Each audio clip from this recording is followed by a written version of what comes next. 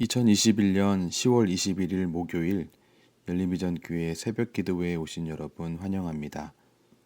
오늘 이 아침 우리가 함께 나누실 말씀은 출애굽기 35장 1절부터 19절입니다.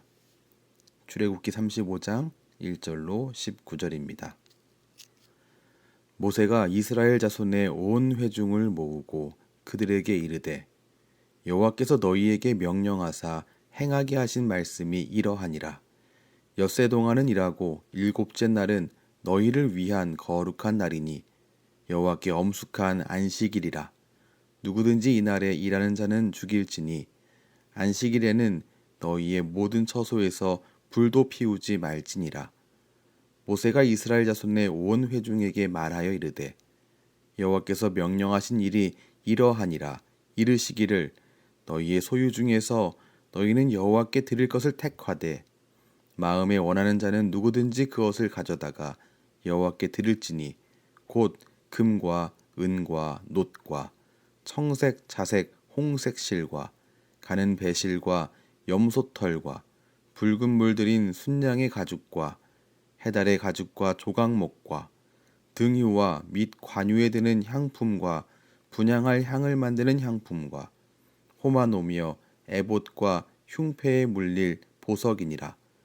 물은 너희 중 마음이 지혜로운 자는 와서 여호와께서 명령하신 것을 다 만들지니 곧 성막과 천막과 그 덮개와 그 갈고리와 그 널판과 그 띠와 그 기둥과 그 받침과 증거개와 그 채와 속죄소와 그 가리는 휘장과 상과 그 채와 그 모든 기구와 진설병과 불 켜는 등잔대와 그 기구와 그 등잔과 등유와 분향단과 그 채와 관유와 분향할 향품과 성막문의 휘장과 번제단과 그 놋 그물과 그 채와 그 모든 기구와 물두멍과 그 받침과 뜰의 포장과 그 기둥과 그 받침과 뜰문의 휘장과 장막 말뚝과 뜰의 말뚝과 그 줄과 성소에서 섬기기 위하여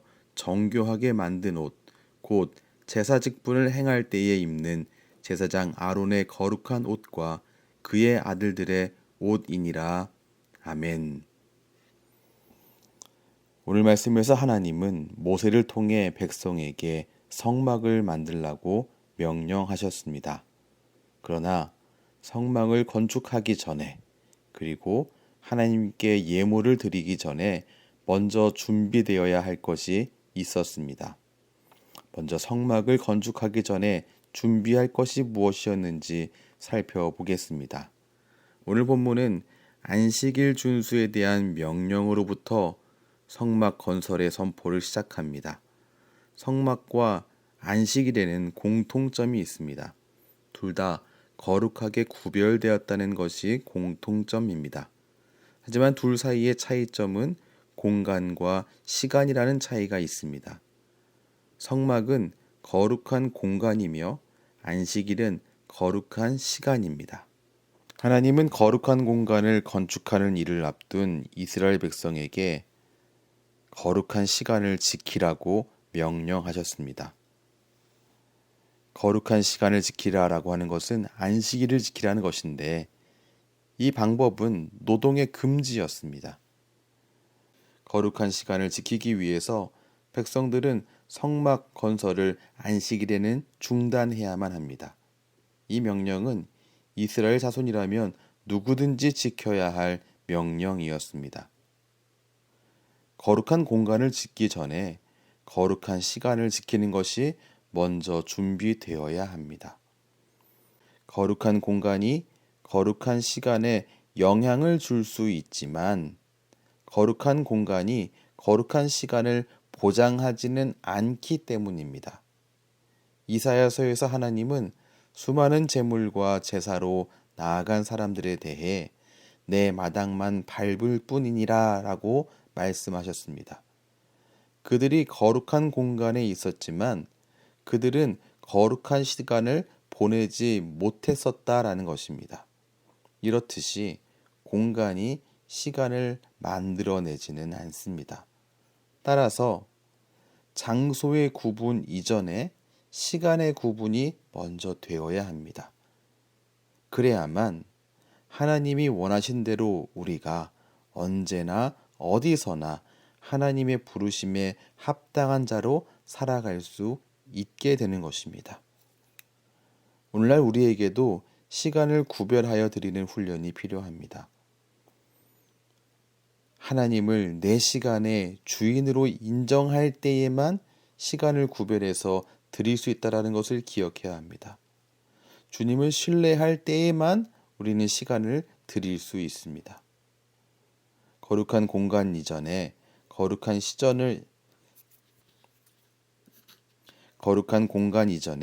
거룩한 시간을 요구하셨다라고 하는 사실을 기억하면서 하나님을 신뢰하며 나아가는 우리 모두가 되기를 소원합니다. 두 번째, 하나님께 드리기 전에 준비할 것이 무엇이었는지 살펴보겠습니다. 하나님은 모세를 통하여서 온 백성에게 성막을 지을 재료를 예물로 가져오라고 명하셨습니다. 5절에서 9절은 성막, 성막기구, 제사장 복장을 제작하는 데에까지 필요한 재료들이 다 기록되어 있습니다. 이 많은 재료들은 어떻게 준비되었을까요? 놀랍게도 바칠 물건은 이미 넉넉하게 준비되어 있었습니다. 출애굽기 3장 21절과 22절, 또 11장 1절과 2절, 12장 35절과 36절을 보면 하나님은 이스라엘 백성들이 출애굽할 때 각기 이웃에게 은금 패물을 구하게 명하셨는데 그들은 구하는 대로 다 받았었다라고 하는 것을 확인할 수 있습니다. 이렇게 바칠 물건은 이미 넉넉하게 준비되어 있었지만 아직 준비되지 않은 것이 있었습니다. 그것은 바로 자원하는 마음, 기꺼이 드리는 마음입니다. 그래서 이것이 예물을 드리기 전에 반드시 준비해야 할 마음이었습니다. 예물을 드리는 사람은 누구든지 그 마음을 확인하고 드려야 했습니다. 이건 지금도 동일합니다. 하나님은 인격적인 결정을 통한 헌신을 원하시는 분입니다. 마음의 원함 가운데에, 기쁨 가운데에 드리는 예물이 하나님이 받으시는 예물입니다. 우리에게 원하시는 것, 하나님이 우리에게 원하시는 것은 우리의 마음입니다.